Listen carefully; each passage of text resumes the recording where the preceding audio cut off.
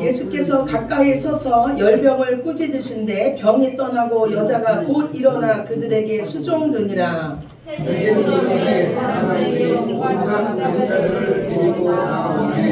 예수께서 일일이 그 위에 손을 얹고 치우시니 여러 사람에게서 귀신들이 나가며 소리질러 이르되 당신은 하나님의 아들이니이다. 예수께서 꾸짖으사 그들이 말함을 허락하지 아니하시니 이는 자기를 그리스도인 줄 알미러라.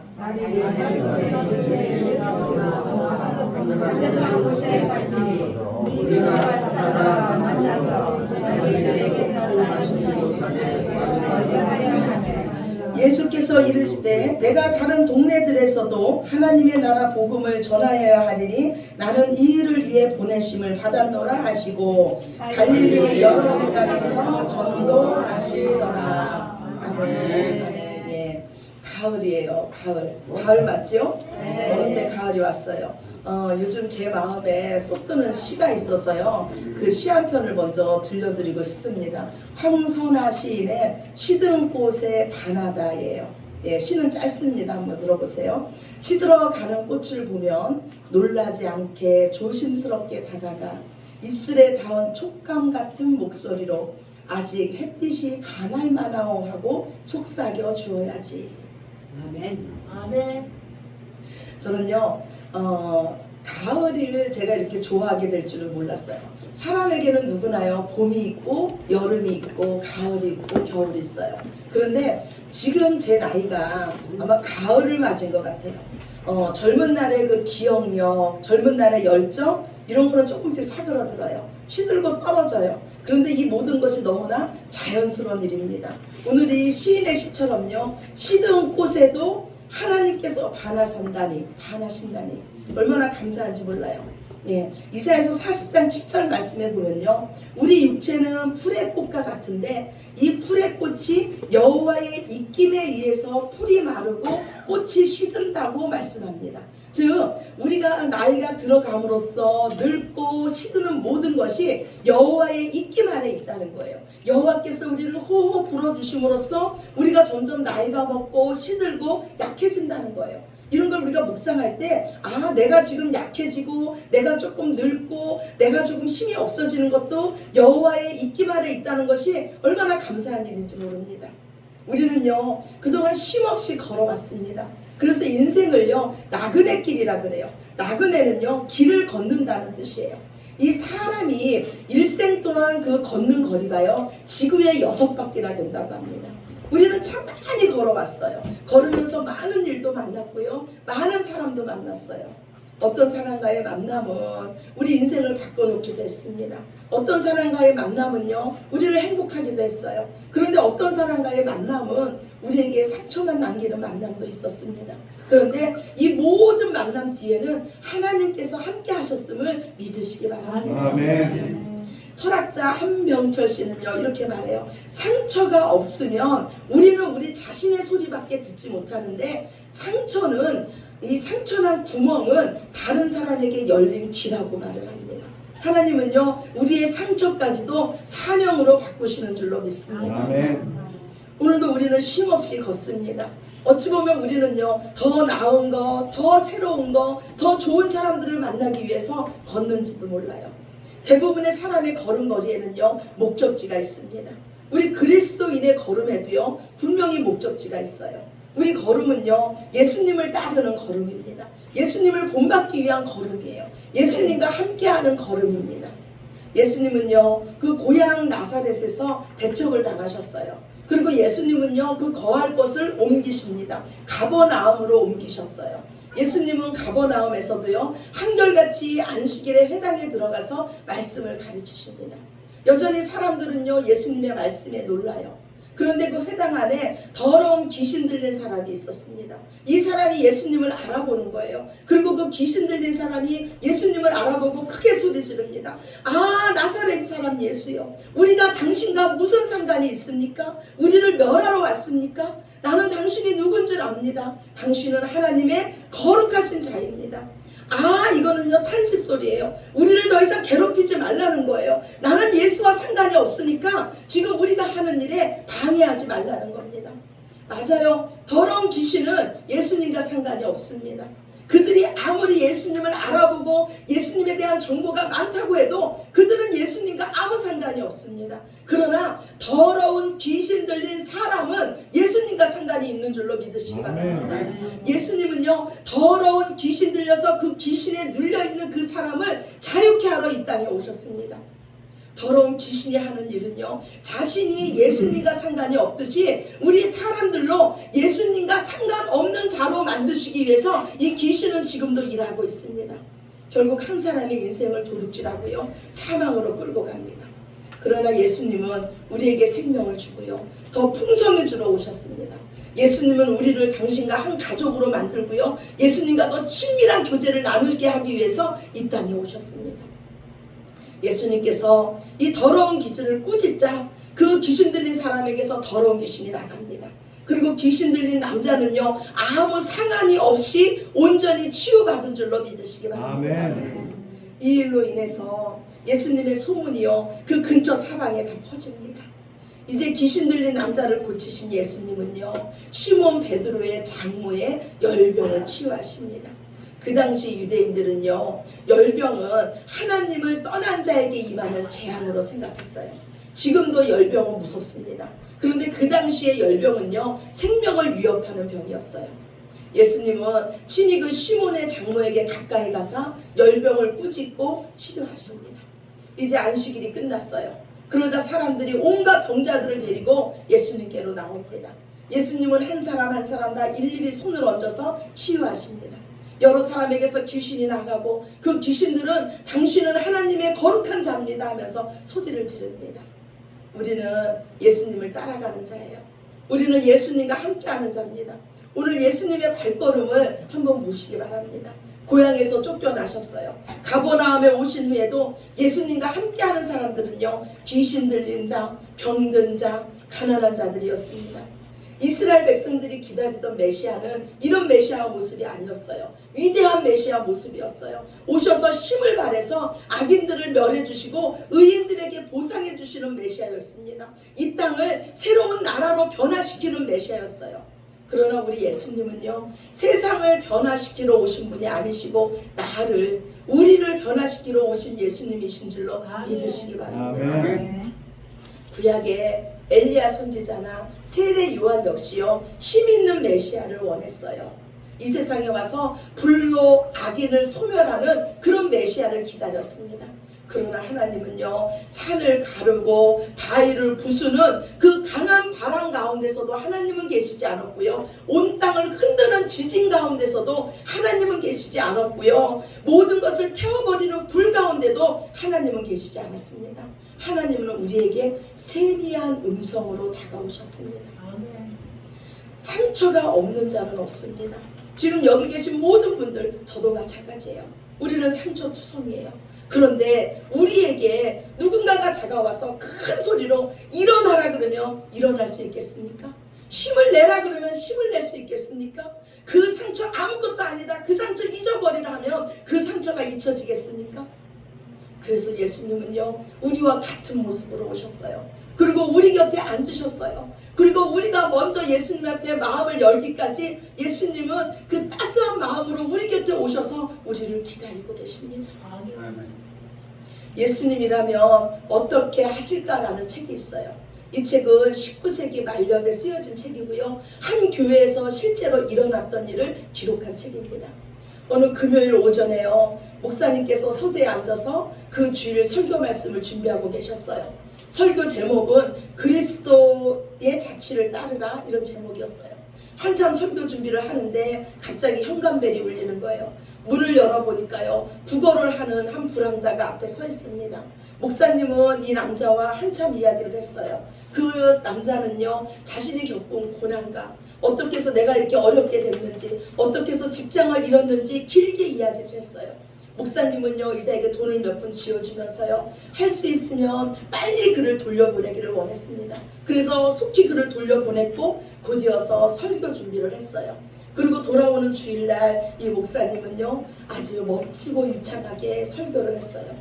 그러나 설교가 끝나자마자 교회 뒤에서는요, 소동이 일어났습니다. 누군가가 앞으로 걸어 나왔어요. 그리고 중앙국도에 섰는데 그 자는 금요일날 이 목사님을 만난 바로 그 불황자였습니다. 그는 앞으로 나와서 회중을 향해서 몸을 돌렸어요. 그리고 이자는 말하기 시작합니다. 나는 맨 위층에 앉아 있으면서 당신들이 예수님을 따른다는 말을 들었는데 정말로 예수님을 따른다는 그 말이 예수님이 가르치신 것과 같은지 나는 정말로 궁금합니다. 당신들이 예수님의 발자취를 따른다는 말은 어떤 의미입니까? 그리고 그 순간 아무것도 먹지 못했던 이 남자는요, 그 자리에서 실신해서 쓰러졌습니다. 목사님은 놀라서 강대상에서 뛰어내려왔고요, 이 남자를 자기 집으로 데려갔지만 결국 이 남자는 죽고 말았습니다. 이 경험이요, 이 교회에 큰 변혁을 가지고 왔습니다. 그 다음 주일날 목사님은 이렇게 말했어요. 무슨 일을 하든지 먼저 예수님 일하면 어떻게 하실까라는 질문을 던지고 무슨 일을 하라고 도전을 던졌습니다.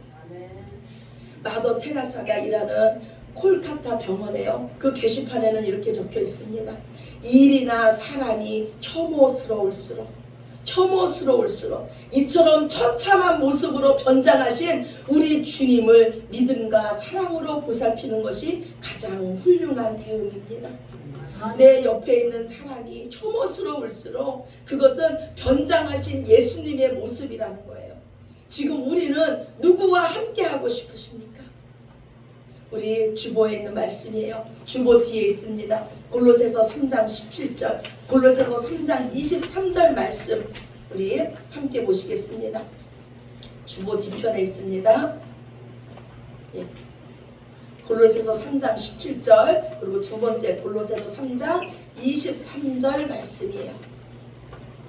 예, 우리 함께 읽으시겠습니다. 무엇을 하든지 말에나 일에나 다 주 예수의 이름으로 하고 그를 힘입어 아버지께 감사하라. 골로새서 3장 23절 봅시다. 시작. 무슨 일을 하든지 마음을 다하여 주께 하듯 하고 사람에게 하듯 하지 말라. 네, 예수님은 우리에게 말씀하세요. 무슨 일을 하든지 주 예수 그리스도의 이름으로 하고, 이거는 무슨 말씀이냐면 우리가 무슨 일을 하든지 우리가 예수님이 된 것처럼 일하라는 거예요. 아멘이십니까? 아멘. 또 무슨 일을 하든지 상대방이 예수님인 것처럼 하라는 거예요. 아멘이십니까? 아멘. 내가 예수님이고 상대방이 예수님인 것처럼 말도 하고 행동도 하라는 거예요. 우리의 모든 관계는요, 예수님 안에 있습니다. 우리가 예수님의 사랑으로 다른 사람을 섬기는 거는요, 예수님께서 이 땅에 오셔서 나는 섬김을 받으려 온 것이 아니라 섬기러 왔다고 말씀했어요. 이 말씀에, 이 예수님의 걸음에 동참하는 특권인 줄로 믿습니다. 아멘. 예수님은 이 땅에 오셔서요, 하나님 앞에서 오직 하나님 말씀에 순종하며 하나님을 섬기던 모든 사람을 섬겼습니다. 우리도 모든 일에 예수님의 이름으로 예수님을 섬기는 마음으로 하는 것이 예수님의 발자취를 따르는 것인 줄로 믿습니다. 아멘. 예수님은 가장 작은 자인 우리를 찾아오셨어요. 아프고 찢기고 상처 많은 우리를 찾아오셨습니다. 우리가 회당에 있든 집에 있든 거리에 있든 그 하늘을 버리시고 우리가 있는 땅 끝으로 오셨습니다. 예수님께서 우리를 얼마나 사랑하시면 우리가 어디에 있든지 물속에라도 불속에라도 우리와 함께 하시는 분이 바로 우리 예수님이신 줄 믿습니다. 우리가 위험한 지경에 있으면 예수님은 무리를 걸어서라도 우리에게 오시는 분이 바로 우리 예수님이십니다. 예수님께서 왜 이처럼 우리를 사랑하십니까? 우리가 당신의 자녀이기 때문이에요. 여기 있는 우리 한 사람 한 사람은 모두 다 너무너무 소중합니다. 그래서 예수님께서 일일이 손을 얹어서 한 사람 한 사람을 고쳐주십니다. 우리는 존재 자체로 소중한 사람이에요. 왜냐하면 우리는 하나님 형상으로 지음받았기 때문이에요. 아멘. 또한 우리는 예수님의 생명으로 그 예수님의 피값으로 우리를 사셨기 때문입니다. 예수님의 걸음은요, 사랑으로 섬기는 걸음이었어요. 오직 하나님의 사랑을 보여주는 걸음이었습니다. 그렇다면 지금 우리는요, 무엇을 목적으로 쉼 없이 걷고 계십니까? 예수님은요, 새벽에 한적한 곳에 가서 기도하십니다. 이 세상에서요, 계속해서 걸을 수 있는 사람은 없습니다. 우리가 부지런히 걸었다면 반드시 우리에게는 앉아야 할 시간이 필요합니다.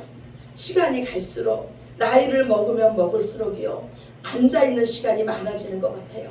제가 우리 주영이를 데리고 걷다가요, 종종 벤치에 앉곤 합니다.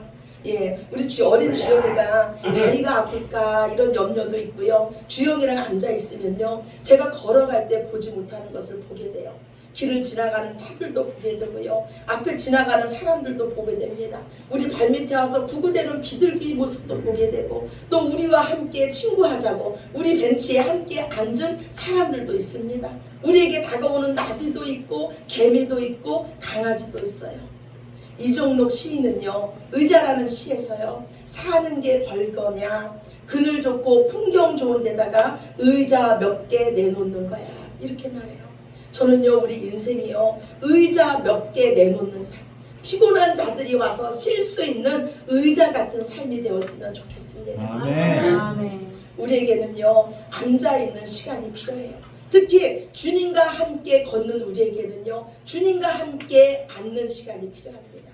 예수님은요, 한적한 시간에 하나님께서 앉아 계셨듯이 우리도 분주하게 걷기 전에 하나님 앞에 앉아있는 시간을 만들어야만 다시 힘있게 걸을 수 있는 줄로 믿습니다. 아멘. 예수님은 당신의 발치 아래 앉아서 말씀을 듣는 마리아에게요, 네가 좋은 선택을 했다고 말씀하셨어요. 예수님의 사역의 중심은요, 사람들의 인기도 아니었습니다. 기적도 아니었어요. 오직 예수님의 삶에서 하나님의 뜻이 이루어지는 거였습니다. 가버나움 사람들은요, 예수님을 붙잡아 두려고 했어요. 자신들의 마을의 주치의로 삼으려고 했던 것 같아요. 그러나 예수님은요, 나는 다른 동네에서도 하나님 나라의 복음을 전해야 하리니 나는 이 일을 위해서 보내심을 받았다고 하면서 갈릴리 여러 해당에서 전도하십니다. 예수님을 따르는 우리의 발걸음은요, 복음의 발걸음입니다. 복음 전하는 발걸음이에요. 하나님 나라의 복음, 우리를 자유케 하는 그 복음을 전하는 발걸음입니다. 포로된 자에게 자유를 주며 눌린 자를 자유케 하며 눈먼 자를 보게 하는 그 복음의 발걸음인 줄로 믿습니다. 아멘. 예수님은 하나님 나라를 보여주시기 위해서요, 귀신에 눌린 자를 자유케 했으며 질병에 눌린 자를 자유케 하셨습니다. 그리고 그들의 눈이 떠져서 하나님 나라를 보자 이제 그들이 하나님 나라를 섬기기 시작합니다. 오늘 베드로의 장모가 병고침을 받자 그들에게 수중 들었다고 오늘 말씀하고 있어요. 그들은 예수님과 함께하는 자들이었고 예수님 앞에 나온 온갖 병든 자들이었습니다. 우리가 하나님께 은혜를 받으면 우리는 교회를 섬기게 되고 교회 공동체들을 섬기게 되고 아직 하나님의 이 복음을 듣지 못한 자들을 섬기게 될 줄로 믿습니다. 아멘. 하나님의 은혜는요, 흘러가는 은혜입니다. 그 은혜의 통로가 저와 여러분이 되시기를 간절히 축원합니다. 아멘. 주님과 함께 걷고 앉음으로, 그리고 우리에게 주어진 사람들과 함께 걷고 앉음으로, 우리에게 허락하신 그 끝걸음까지 주님과 함께 감사함으로 걸어가는 저와 여러분이 되시기를, 우리와 함께 한 걸음 한 걸음 걸으시며 우리에게 참 안즘, 참 안식을 주시는 예수님의 이름으로 축원합니다. 아멘. 아멘. 우리 기도드리겠습니다. 사랑의 하나님, 감사합니다.